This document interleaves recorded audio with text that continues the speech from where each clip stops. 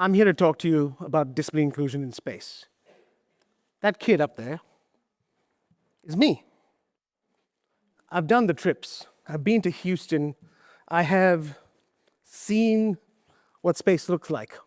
The picture is my dad in that cardboard cutout. We look similar, right? I look like him. I could see the future, a place where I'm up there. But just happen to be a brown guy from India with a disability. So what needs to change so that that can actually become fact, not fiction? What is disability? So disability can affect you in a variety of different ways. It's physical, it's psychological, it's sensory, mobility, can occur by trauma, can occur by accident, can occur by genetics.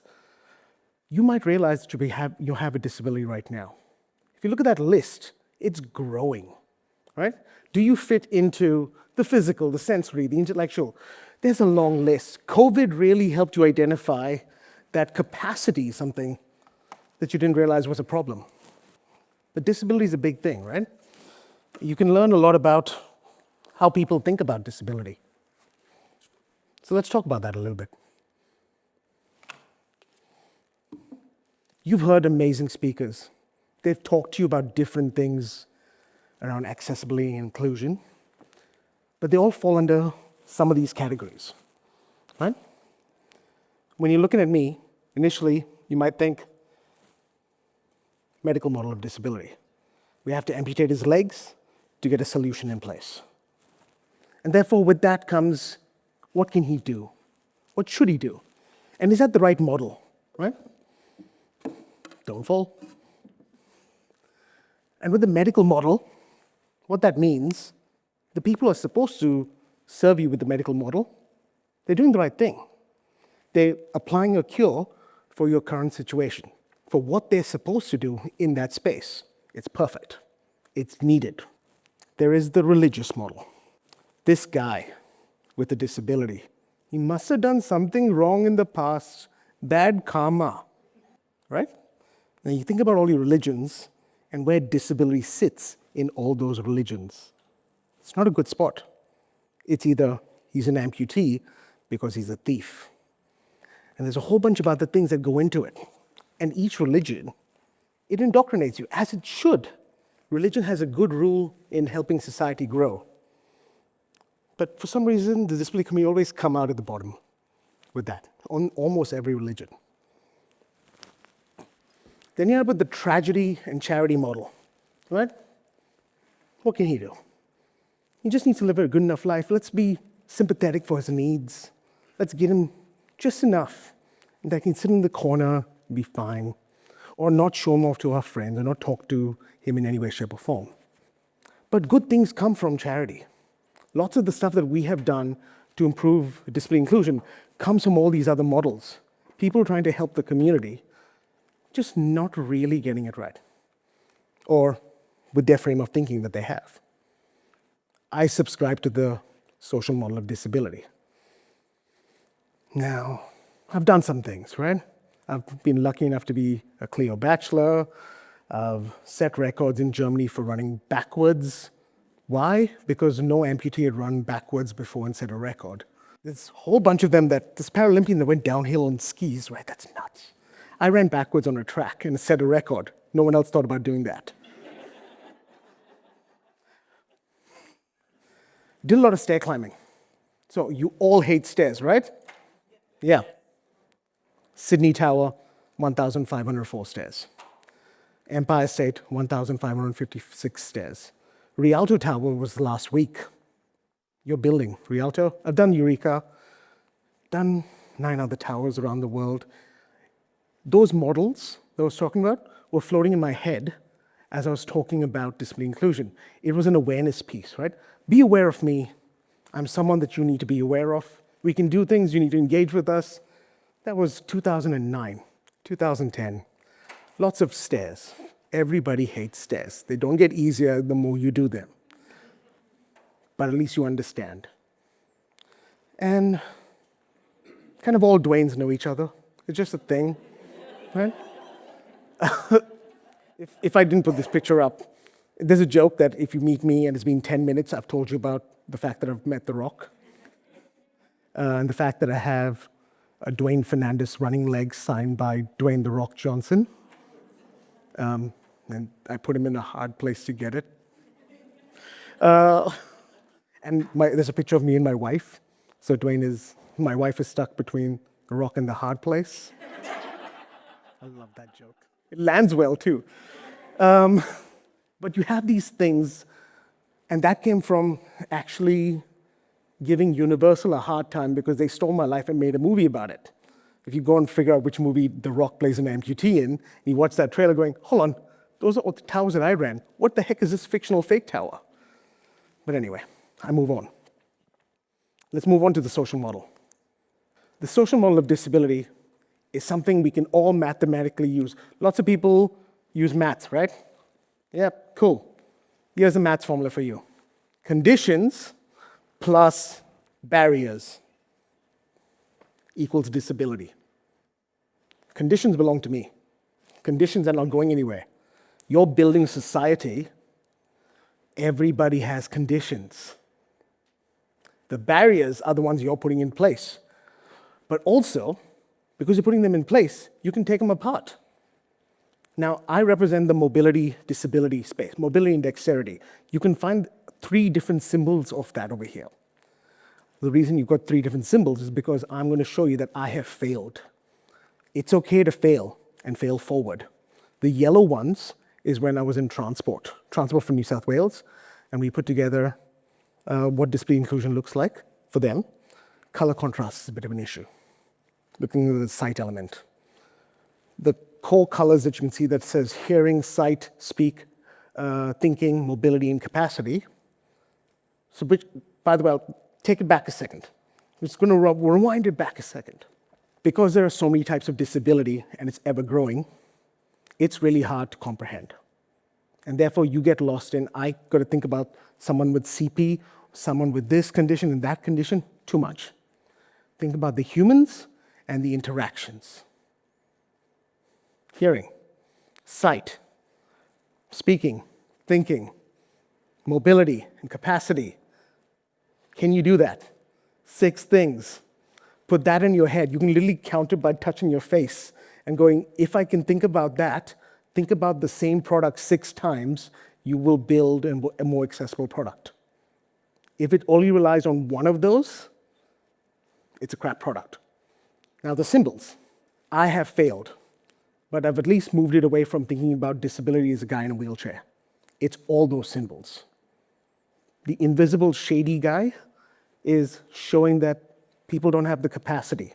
Capacity is things like lung capacity, ability to keep moving, other things like emotional capacity in resilience. So those things all impact your ability to deal with the situation. So if you can build for that, great outcome.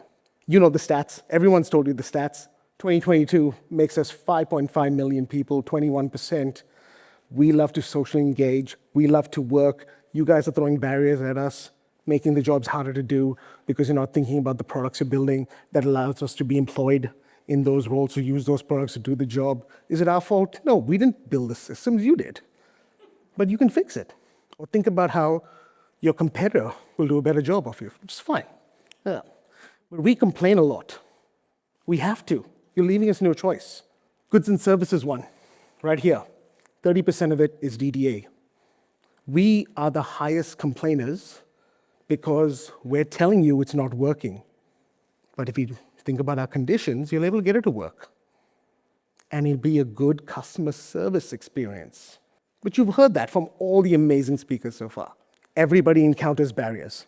I'm missing a few legs, which means stairs, pain in the butt. Well, not officially, but I'm a stair climber.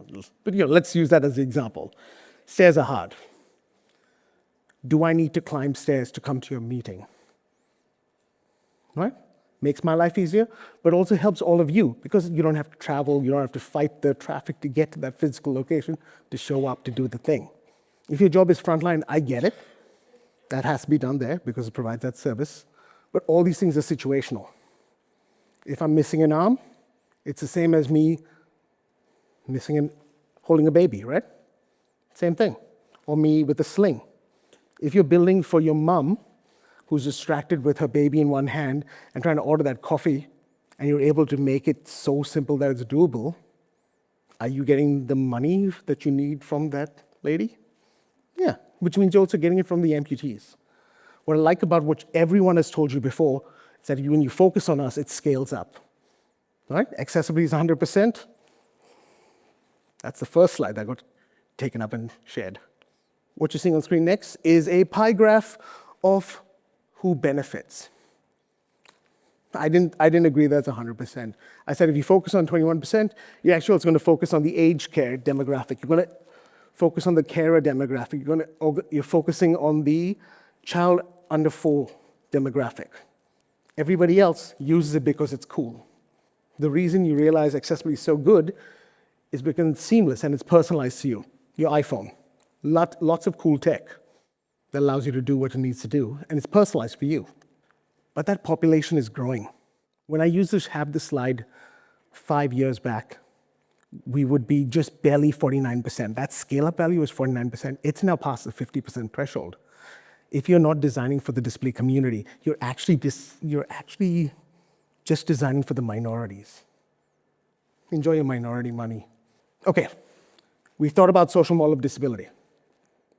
We understand that if we think of hearing, and we think of the interactions that they're having, can I improve it? This is the framework for how you build accessibility. I need you to leave here and fail forward like I have, because I can only fail so much at scale. I need you to fail forward and incidentally get to this, right? When you think of inclusive infrastructure, you focus on wayfinding, you focus on the tactile elements, because the retrofit, ooh, that's expensive. You need to focus less on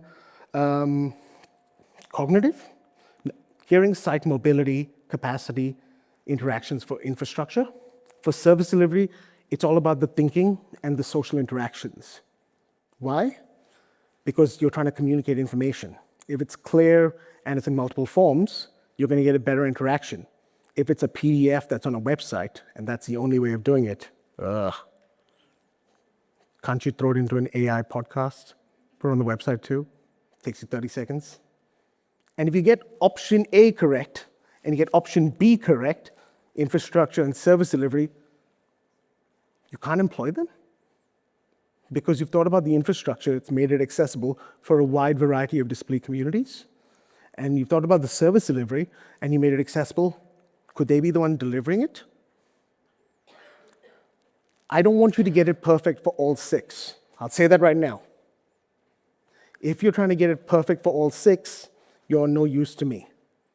Identify which of the sub-communities you already can incidentally do it for and get them working for you. I'll say that again.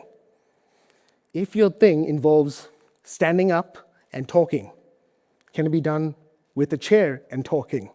Can it be done with that adjustment? Which means that you should be able to start hiring a whole bunch of people who have good social skills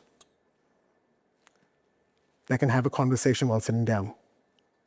Hire them now. And your stats go up. And that's my lecture, right?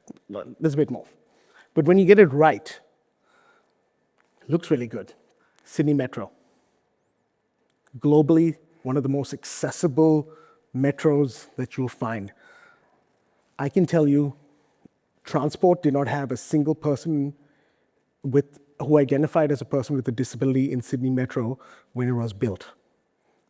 I was shocked, because I'm in that HR space back then. Like, how? Which means if you think about the interactions and barriers, you can get a lot of it right. They didn't get everything right, but basically a person who's blind with mobility issues or any of these other conditions can get on at a Sydney Metro train station. The wayfinding, the interactions, the interaction with the train, all with dignity and self-control all the way through, out to the other side. And then you get onto the other trains, which are a bit dodgy, right?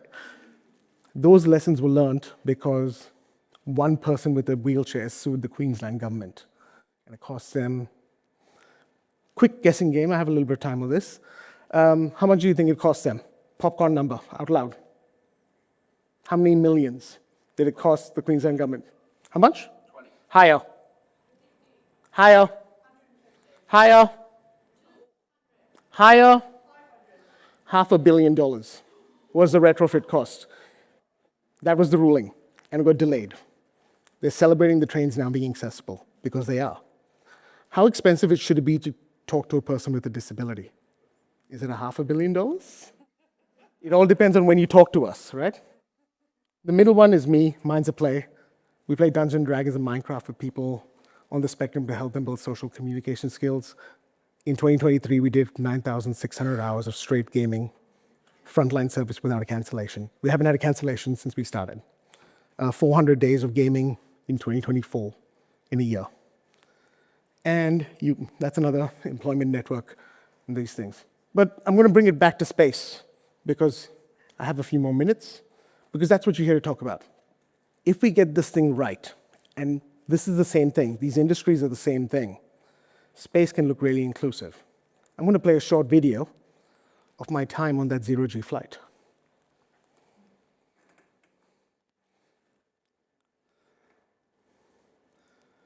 This is the ambassadors with a variety of different disabilities coming into play. That's me representing the mobility crew with a quad amputee. That's Eric Ingram, and that's the plane. It's very loud in there. They're engaging on tactile surfaces and checking out, can you navigate in zero-G? You don't need feet in space as long as you have 2 anchors to hold you in place. Stop sending feet to space. This experiment proves it. 2 hooks, that's all you need. And you're able to do complex tasks. We were doing things such as, how do you engage and get yourself into a seat, a 5-point harness in the appropriate amount of time to comply with the requirements. And it's hard, but it's hard for everybody because all those things are flying around. Sign language in space. These are amazing astronauts talking with clear communication in a very loud environment without any issues. We had trouble because that place is so loud. That's Space Jesus doing some work around tactile things, and that guy looks a bit familiar. And he was working on mobility and speed. This was a global mission with astronauts such as Katie Coleman and a wide variety of amazing people that came and explained things. This was a cross effort of a variety of space industries, space organizations, thinking about us as customer base. And this is the first time 3 amputees have been in a zero-G environment. And that's John. I love John.